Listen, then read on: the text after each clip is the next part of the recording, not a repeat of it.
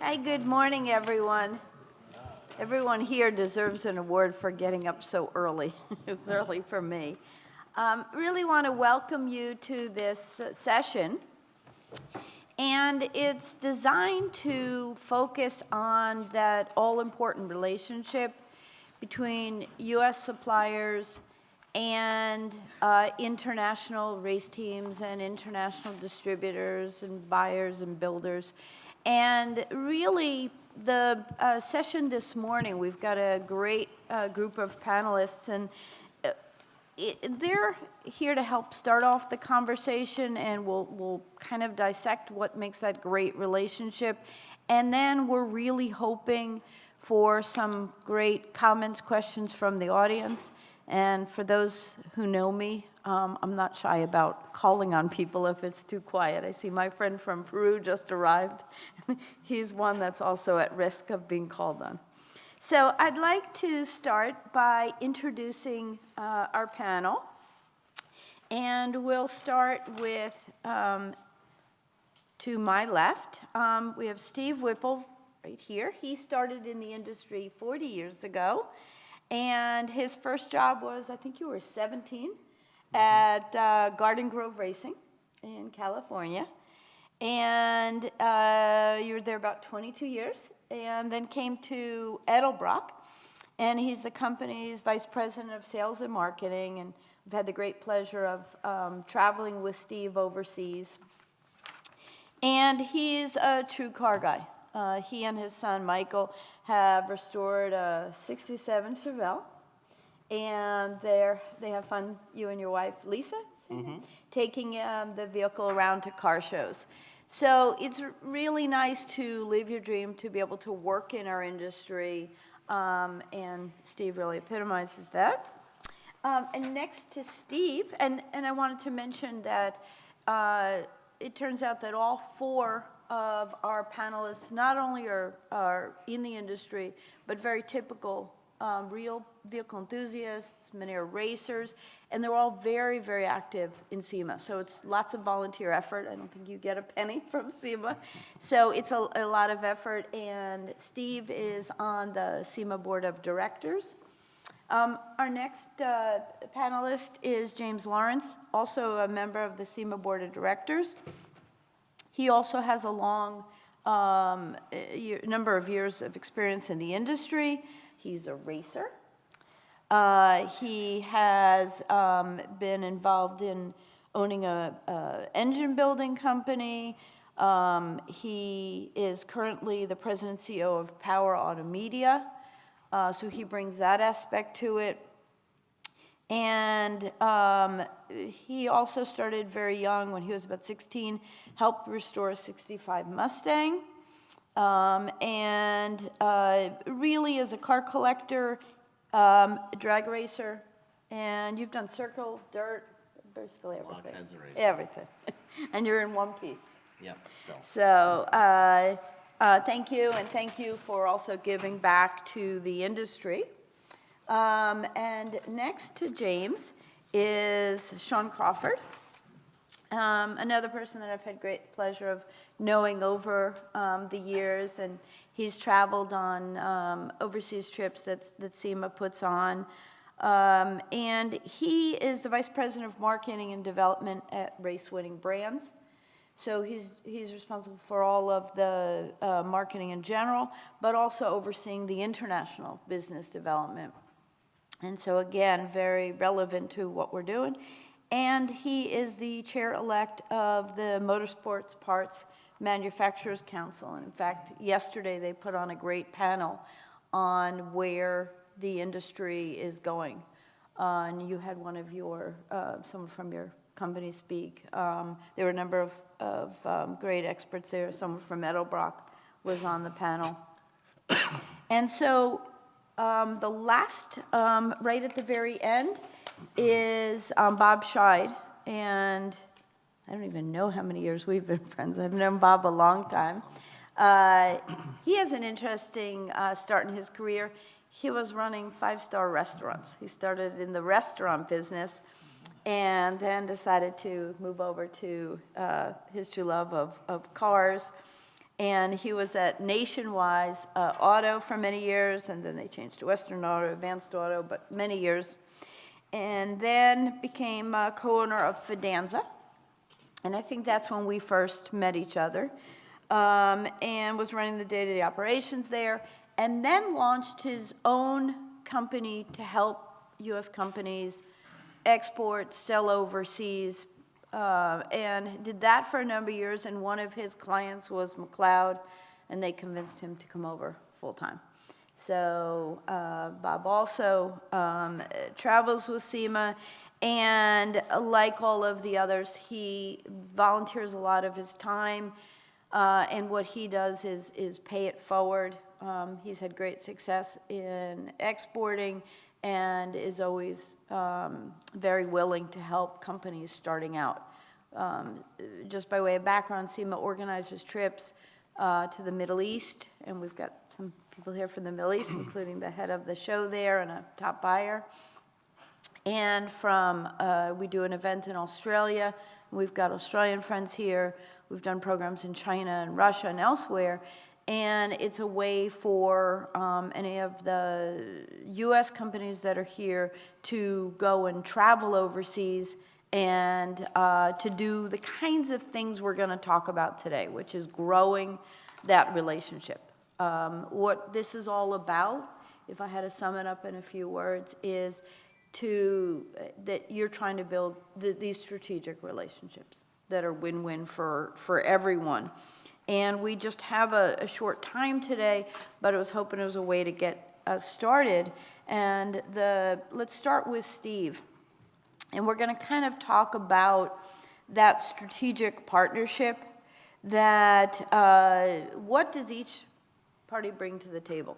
And so, Steve, would you give a little bit of thought of, what each brings to the table, the partners, and the strategic thought that goes into that when you're looking for setting up a partnership? I think really it starts at understanding each other's business. And it's something that we all need to put time into it. And there needs to be transparency there. And we get a lot of inquiries about selling people directly. And sometimes it's good, and sometimes it's not so good. Meaning sometimes it's better served that international customer buys from a warehouse, somebody who can handle their needs a little bit better. So understanding those needs are important. And a couple things that we look at is, one, what's the size of your business? And that could be in sales volume. It can also be in a number of employees. What's your business focus? What do you focus in on? What's your specialty? What's your growth initiatives? Where do you want to go? Your business, are you buying cataloged part number items, or are you buying something else? Are you looking for maybe a part that's customized to your particular needs? Or are you looking for something that maybe that particular manufacturer doesn't offer at all? Those are all the kind of questions and things that you want to ask about and talk about prior to a relationship. As far as manufacturers go, we really need to focus on making cool product consumers want to buy. We're not distributors. We don't focus in on shipping. That's not the best thing that we do. But there are some people out there that do a great job at doing that. So really, again, it's really determining what your needs are. And if we hit on that, there's a chance to build a very strong partnership. Excellent. And I wanted James to jump in. We're talking about the type of international buyers, and you raised a really good point when we were talking earlier of distributor versus racing team and the differences in those type of customers, both type of customers. If you could talk a little bit about this racer direct race team and how companies interact with them.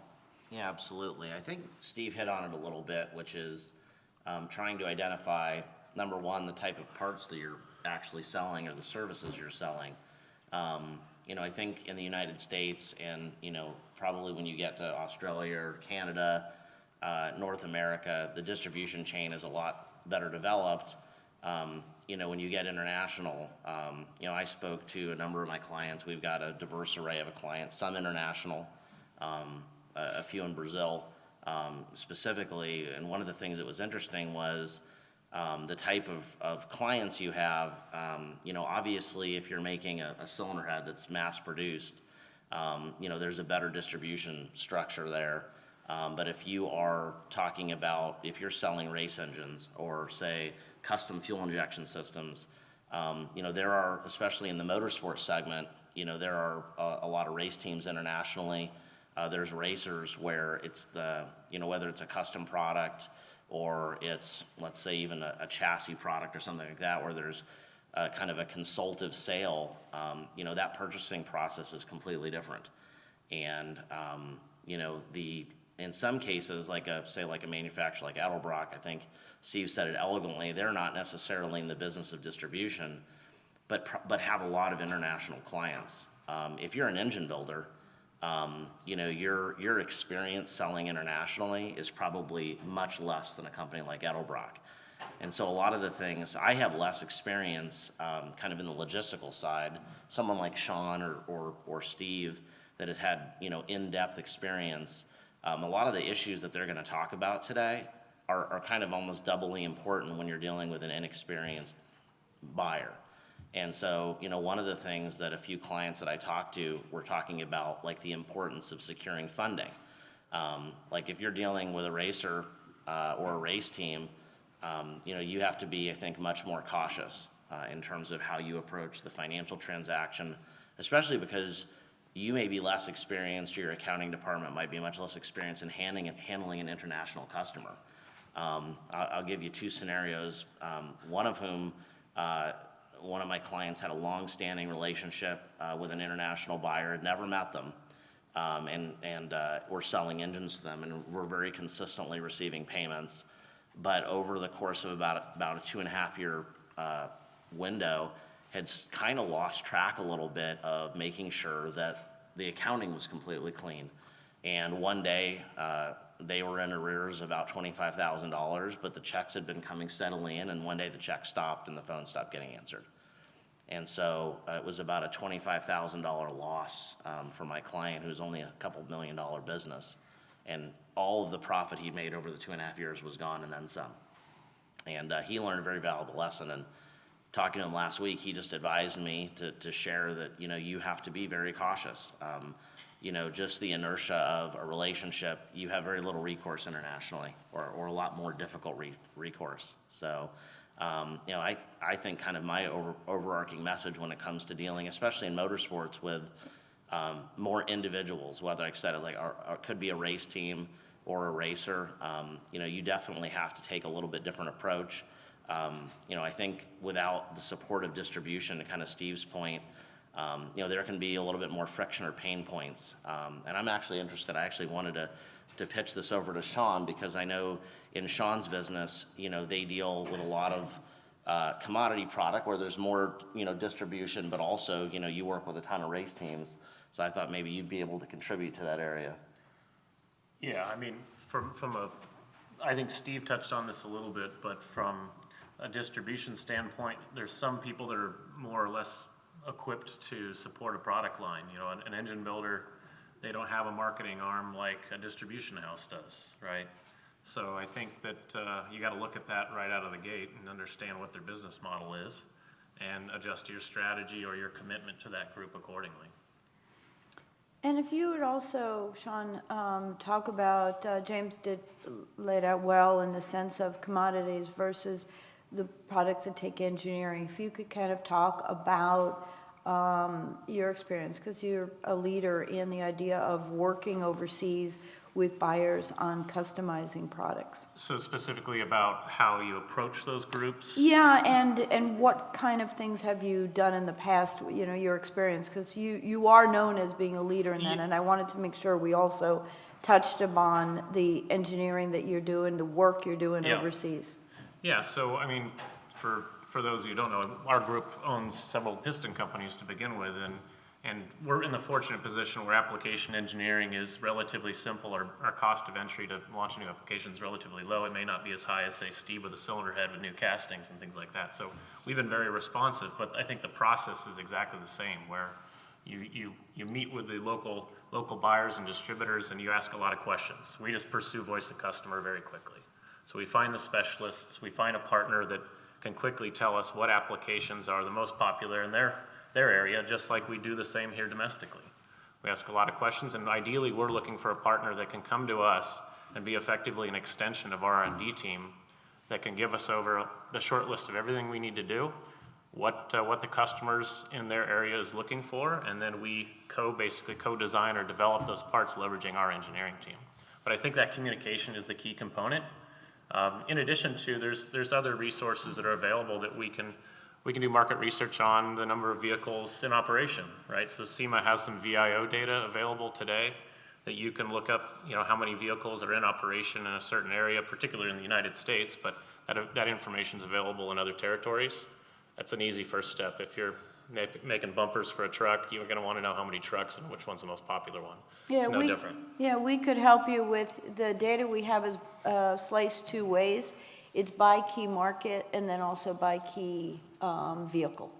So you could look at either way if you want to see the top markets for a vehicle, or if you're looking to enter a certain market, what's on the road. And Sean mentioned something really important that I wanted to emphasize. The idea of that open communication is because the local buyer is bringing to the table, if it's the right local partner, is that local knowledge, the unique needs. That's something, in fact, that Sayed Mazuki here, Al-Mazuki from Top Speed, he wears many hats, from Top Speed, from Custom Show Emirates, really works closely with the U.S. companies to which he does business. And Sayed, do we have a mic? Before we get to Bob, I wanted you, because this is exactly what Sean and James were mentioning, what steps you have taken to make sure that the U.S. suppliers are making the products you need for your market. You've done quite a lot. Thank you so much for this session and to invite me to it. I think there is a lot of the things like we tried before, and some of them like succeed with us. The main things is the communication. Why? Because they are in US. They are thinking that the market it should be similar to US, maybe East Coast, maybe West Coast.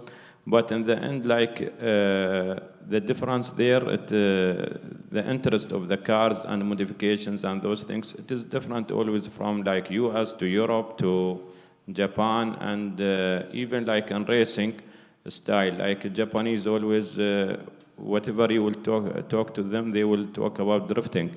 But in US it's different. When you go to Europe also it is different. Whereas the rally and circuit things, they are more concerned. But always the interest is the main things where it lead like the lines where it's going. We had some companies who visited with you, and some companies, they came individuals.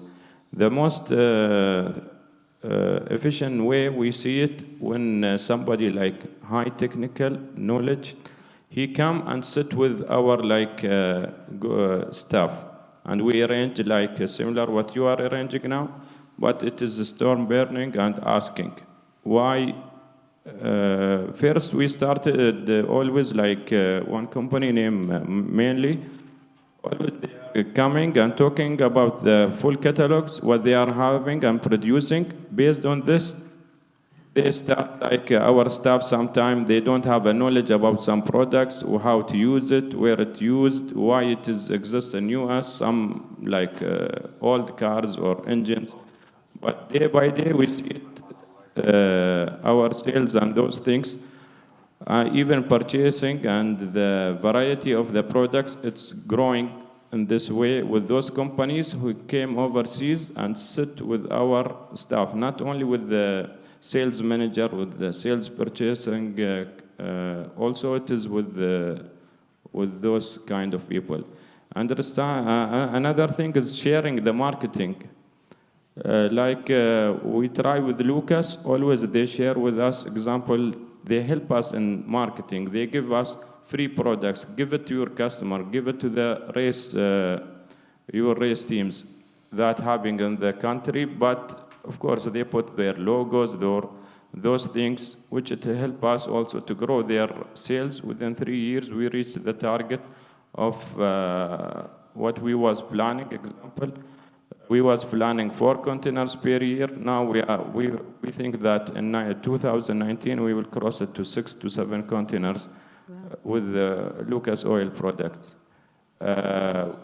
Another thing also, some of the things that we try with, we see that it is that when they are coming to their example, exactly what you are doing when they are coming to custom show or going to Australia, always the customer also, when they are coming and talking with the manufacturer, sometimes they go to they check some of the things that we don't see it. We got it with some companies that they give us a list of products that some of the workshops or some of the customer that came and asked them, and we don't have it. And this way, it helps us also to grow our sales. Another thing, not only this to grow the sales, also some of the people, they didn't try or they don't have a confidence about this product or knowledge about it. But when they share with them all the ideas, always the manufacturer, he know about his product better than distributor or the person who's selling this kind of products. Those some of the things that came to my mind. Excellent. Another thing, as Steve, he said, when he's choosing his distributor, we saw some of the companies that they are tough in choosing their distributor, but it is in the right way. Even you didn't find your right partner within 1 year. Don't go to some only user and he want to handle that I am the dealer of this products and this products only with me. And then his workshop, maybe he's a small workshop. If you visit it and see how much he can take from you, direct when you see it, you will know that he cannot sell your products on the way that you are dreaming or you are targeting to this kind of market. Then until you find another one, you will stuck with in this market on 2 people who is fighting. This one, he want to take your products, and you see that he have the ability or showroom or something to represent your products in a good way, and with the odd one who don't want, and sometimes it giving bad marketing to your product also. This thing you have to take care about it before you give it to someone. Thank you. Thanks very much. And Bob, I'd love you to comment on, I think we heard some very important points, which is take time with getting your distributor, because it's very hard to change distributors. It's very disruptive if you have the wrong one. You're talking about education, which is really important, particularly in performance. And Bob, I really wanted you, if you wouldn't mind, expanding upon that and talking about what steps you take to make sure that you and the folks who are the day-to-day vision of your brand and the front person, what are you doing on your end for McLeod to make sure that the people that are selling your brand overseas are on the same page as you are? It's a lot like what we do here in the U.S. A lot of times we think that the overseas markets are much different. The biggest thing you want to do is you want to make sure that you address the customers in the same way that you do here. You take your time here to make sure that you're talking to your customers on a weekly, daily basis, whatever it takes. You want to make sure that you're educating them about your products. You want to make sure that you do that in a way that is easy for them to understand, because sometimes there are language barriers. There are other barriers that make it more difficult to train. But look at it as an investment. And it's an investment in time. It's an investment in helping them with their marketing strategies. so that you're on the same page. Also, when it comes to training, making sure that you're inviting them to your facilities, that you're going to theirs, that you're supporting their efforts, like Saeed with Custom Show. You know, by supporting your distributors in what they do, you build that relationship. It then opens up the dialogue so that you know what they need. They know what they can get from you. And then you need to tweak your product line. What we think we can sell here isn't always going to sell overseas. The UAE is a great example of that. If we look at selling to Dubai, we're not going to sell as many Corvette and Mustang parts. We need to have Land Cruiser Patrol and things like that, things we wouldn't normally think of.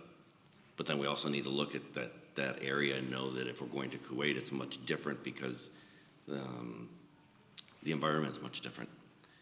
There you're going to sell more of that Mustang and Corvette stuff. So know that market and know that by talking to your customers. And also talk with other folks in the industry that do business with those folks. Before you do business with somebody, get to know them, know what they do, how they work, and a great resource for that are your colleagues. So reach out. Thank you, Rob. Sean mentioned something earlier about paying attention to what vehicles are in which markets. And Rob Harrod from Australia, Rob, if you raise your hand here, I'd like you to say a few words because your business growth is around a very particular vehicle. And if you can talk, as we knew each other before, and then when this vehicle came to Australia, how it's really changed your business and how over time you are dealing with lots of U.S. companies. So if you talk a little bit, what is that magic vehicle and your business, what you're doing? Good morning, everybody. Rob Harris, my name from Australia. Yeah, Linda, we're speaking about Mustang, obviously, because Australia, we predominantly had Ford Falcon for many, many years. And with the closure... Can you move your mic? Thank you. Yeah, the closure of the Australian Ford plant. Oh, sorry, it's not turned on. Not so long, of course. It is. Okay. Okay, sorry about that, Rob. You all right? Can you hear it? Yeah. Go ahead, I'll take care of it. You take care of it? We're talking about the beautiful Mustang. Yeah, please. Right, can we hear it? Yeah. Yeah, okay, so what we're talking about is the Australian market all sort of fell over a few years back when we closed down with the Falcon. And predominantly what I tried to look at was we used to manufacture our own product and for Falcon. And I thought, well, with the Mustang coming to Australia, I don't really believe I should be making my own product anymore. I should turn to American manufacturers who actually know Mustang inside out. So predominantly I come along, I speak to the Edelbrocks, I speak to Ford Performance, I speak to Cougs, a number of companies that I speak to, and it's been a bit of a learning curve due to the fact that the right-hand drive Mustang is different to the left-hand drive Mustang, and we've had to manufacture parts to suit right-hand drive Mustang. Edelbrock have been very facilitating. They make a supercharger kit for us now that we use that fits right-hand drive Mustang. We've worked together with Steve and his team. It's been very, very successful. I've got Jack from Cougs here. We worked for probably, what, Jack, a year and a half to make a good right-hand drive header to suit the Mustang, and it's all working really, really well now. So that's what I do on an aftermarket style of thing. It's a lot of American manufacturers just think, oh, Australia's got a Mustang, we'll sell them parts. It's not as easy as that. We have to team up with the people to make sure that component will fit the right-hand drive Mustang. Yeah, and I remember coming over to visit, and you were really working with, I think it was SCT at the time, to get that tuned to fit the needs and the vehicles. And that was a huge process. And that company, you both had to put a lot of hours into it. Most certainly, like, we think, a Mustang's a Mustang and the ECU's the same ECU. It's not. We run totally different calibrations. They run a different strategy. What the computer talks to the programmer and so forth. And it's been very, very frustrating, but if I never had the relationships and I never got on the aircraft and come to the US and talk to these people face to face,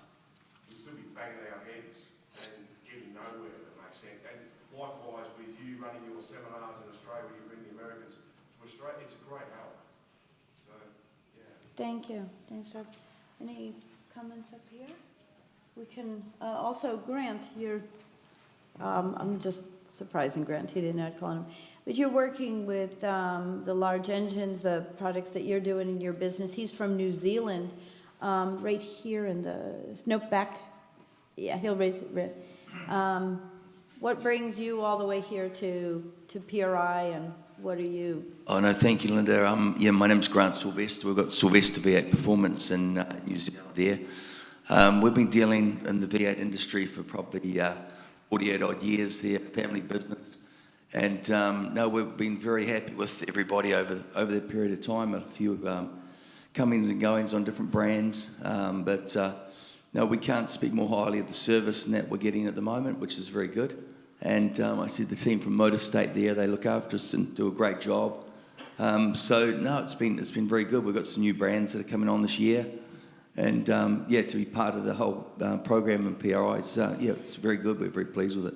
Thank you. And Grant was mentioning that he's going to come over to Australia when we're there, right? Well, being a good Kiwi, of course, we'd rather be in New Zealand, but anyway, we'll look forward to coming to Australia and yeah, no, it'll be very good. Thanks for coming down. It's great for everyone coming down. Thank you. And I have a friend here from Chile, and if you talk a little bit about why you're here at PRI and the performance market there. Good morning. Well, PRI is this education. I'm trying to make the performance market bigger in Chile and in South America. Races are kind of growing, but we need more education. There are still some people that instead of buying the right springs, they cut them. So those sort of things, we need to change it. And I would like to ask these guys is, what do you think about what I think the main issues are? That's the shipping cost and taxes, because those are one of the main barriers to sell US-based products over there. How can US brands take care of that concern? Because it's a very competitive market and it's all about cost. To tell you, for taxes and shipping costs, those are tough. As far as our company, shipping, we're not experts at international shipping, nor do we really know how to shop for the best shipping methods. But there are folks that are represented here, like Motorstate, who does that every single day. And I think they could probably be the most cost-effective for you on the shipping side. The taxes that you're talking about, I think that's probably more of your governmental issues than anything. And I'm not an expert there and can't really speak to that.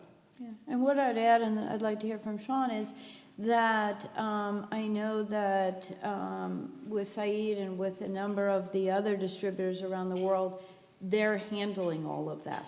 They'd rather just pick it up so that the paperwork is correct, that the U.S. suppliers are shipping to a location in the States, and they would rather send over a big container. So that's why there's companies like Motorstate or some of the distributors handle that themselves.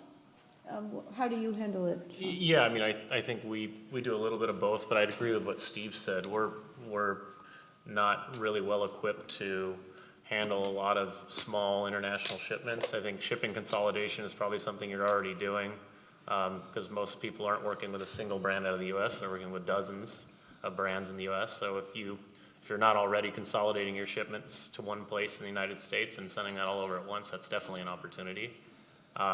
Taxes, if I could influence taxes, I'd probably be in a different position. So that's something we're kind of at the mercy at. And it's a bit unfortunate in some cases because there's certain markets where there's a demand for our product and we simply are too expensive because of the taxes. But that's something we have to live with. And unfortunately, as a professional business, there's nothing we can do to get around that. Yeah. And what about in McLeod? What's your experience, how you deal with these issues? I think one key is looking at discount structure. You know, discount structure overseas is a little bit different. You know, here in the States, we'll offer ad co-ops, we'll offer early pays, we'll offer different things like that. I think that looking at your international customer and building all of that stuff into the discount structure ahead of time so that that can help alleviate some of those added costs. It's not costing you anymore, but it's there for them that way. So just looking at the way you set up pricing for your international customer is different. And making sure that's there and they know what it is ahead of time. Great. And I would love to hear from our friend from Peru. Let's stay in the region. What brings you here? How is the market in your country, and how do you deal with some of these issues that were just raised? Thank you. I'm more of a race car driver in Europe for 16 years. America and the East Coast and the West Coast is different. And the way the world is developing right now, we're in exponential growth. 74% of the children I have today, 7 years, are going to work in something that we do not know today. And I think the opportunity is to build a community, because mainly PRI, what it is a community. You see it all around. You don't see any suits and ties. You see people who are really down grassroots. And that is, if you want to make a concerted effort, using today's technology of social media conferences. I'm really sorry not to have this kind of conferences being around the world. And that is going to happen within a year. And you guys are not going to even do anything about it. It's just going to happen. So to build a community is to build exactly where you have now in education, how to weld, how to have the jigs, build your promoters, and short course racing like they have in Glen Ellen. That's kind of something that Mexico is doing really well, really very, very well, and that you can project as an organization to all of a market that is next down to you, is grossly underserved.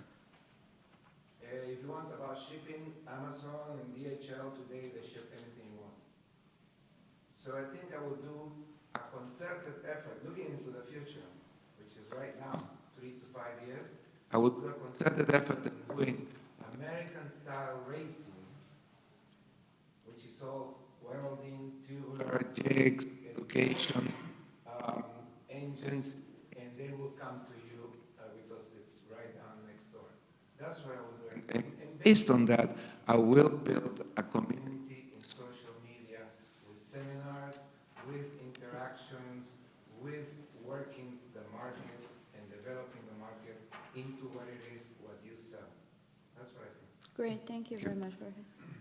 So, Steve, you can do it. I can tell by just listening to all of you speak that and as far as my company goes, and I think this comment fits many of American performance manufacturers, is that we need to do a better job at communicating with our international partners and potential partners and making sure we're giving them the product information that they really need to sell the product. Yes. And James, you were raising the issue of even the language issue, the materials. Could you talk a little bit about, what you were pledging to, what you Yeah, thought sure. that was important? Well, we were chatting a little bit, prior to the seminar about, the language barrier and, how significant that can be depending on what area of the world you're talking about. And one of the things that, I would say I tend to more focus on is on the racing side. You can be talking about some very technical topics. And whether it's engine design, chassis design, tuning, these are things where I think if a company is serious in the U.S. about selling internationally, they really have to think through, how they're going to address those language issues. And like specifically as an example, like fuel injection. We have a few clients in the fuel injection market that do a lot of business overseas, but their instructional materials are extremely technical, One of the companies is natively Brazilian and the materials were translated into English, but the English translation is not perfect to start with. And then English being kind of the native currency, now you might have racers or calibrators overseas reading language in these instruction manuals, which already wasn't as good as it could be.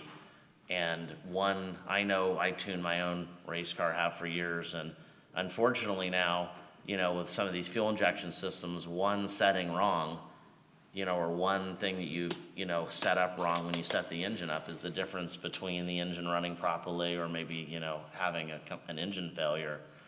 So I think part of it is just preparation in terms of thinking through the markets you want to enter and how you're going to address, that kind of communication, whether it's in, through instruction manuals or when someone calls in, how are you going to address that, especially with a technical product? I mean, I hate to put Sean on the spot, but I mean, really, a lot of what you guys do, if someone has a specific need internationally related to a piston design, you need to make sure that you can facilitate that conversation to figure out how to engineer even what they want.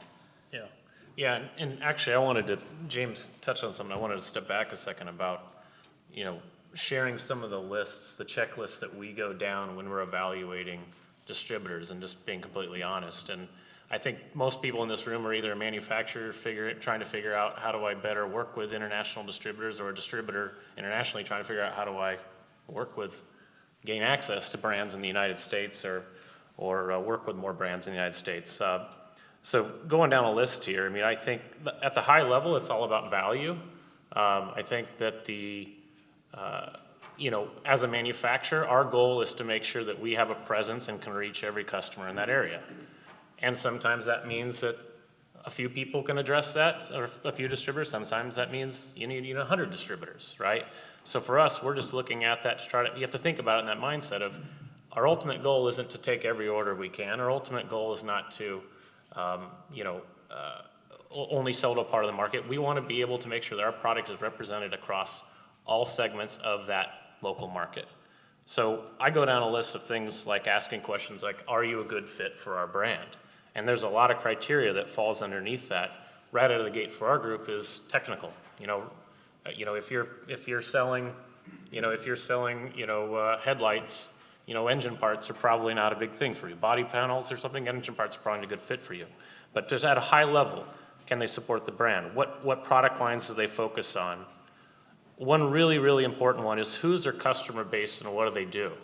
So I can use a few examples. I mean, there's some people sitting in this room that we've worked with in Australia that I know have a customer base that is very, very much focused on engine builders. As an engine parts manufacturer, I want to make sure that we partner with somebody that contacts and speaks with engine builders every day.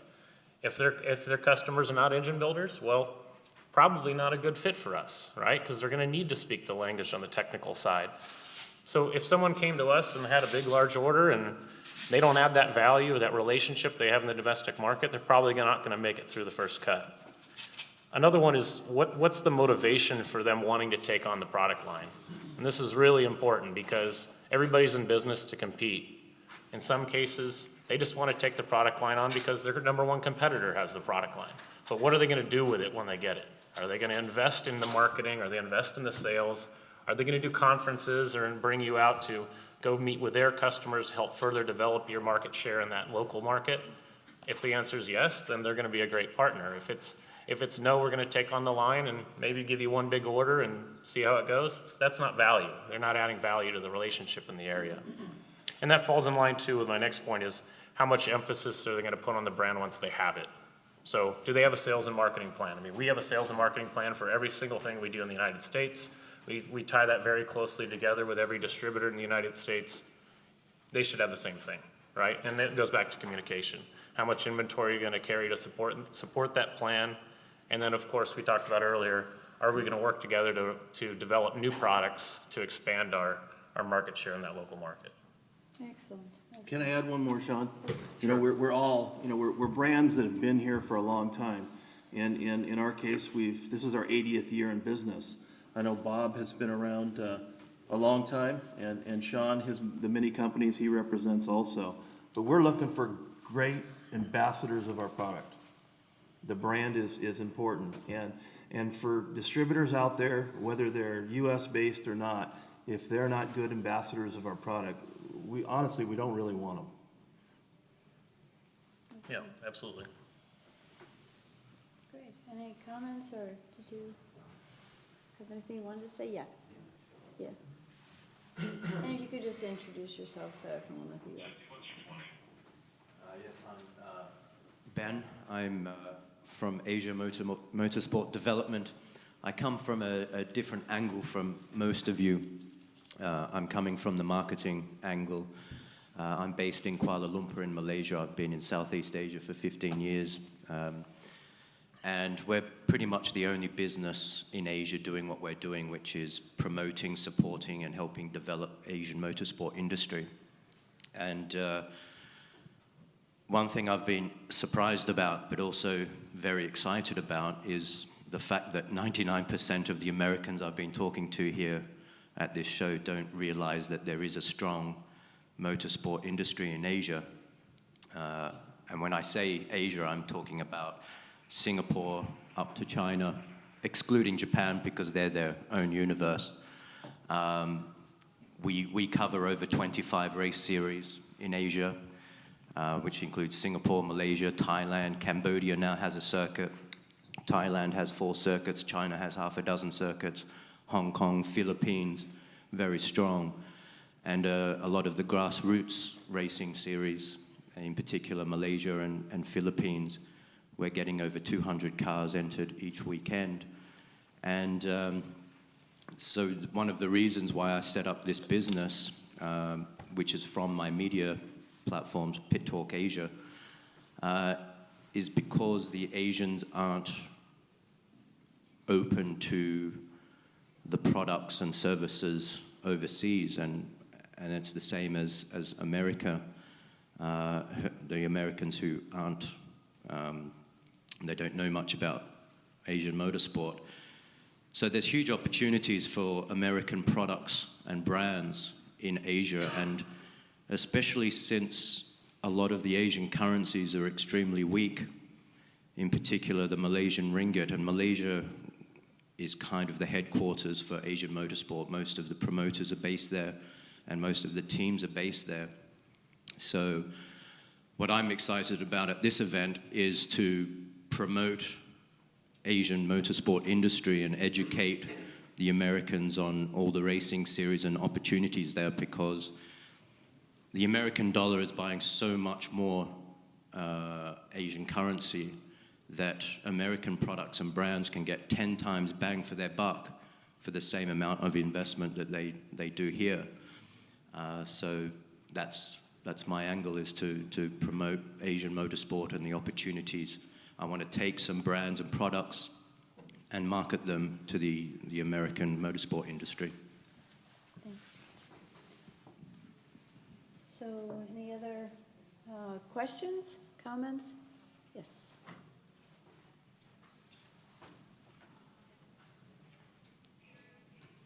Just I want to add regarding the shipping, which the guys from Chile, he raised it. The shipping is 2 types. One of them by air, FedEx, DHL. This is very easy for the manufacturer or for us as people who is importing those products. It is good for small products, which is not having too much weight, not too much volume. And it is very busy, very easy, and everybody know it. But for shipping, it is very important, and I think, in my idea, always like somebody from shipping companies should be partner in like PRI education or in SEMA things, because really they are a part of this industry, and their role is very important. Example, sometimes we are shipping from West Coast. With the big companies, we don't have any issues with the big manufacturer, but with the small manufacturer, they don't want to, this shipping charges, even in US, like to be added on them. Example, we bought a sand tire from West Coast and our like shipping destination always in East Coast in New Jersey. We paid $2,000.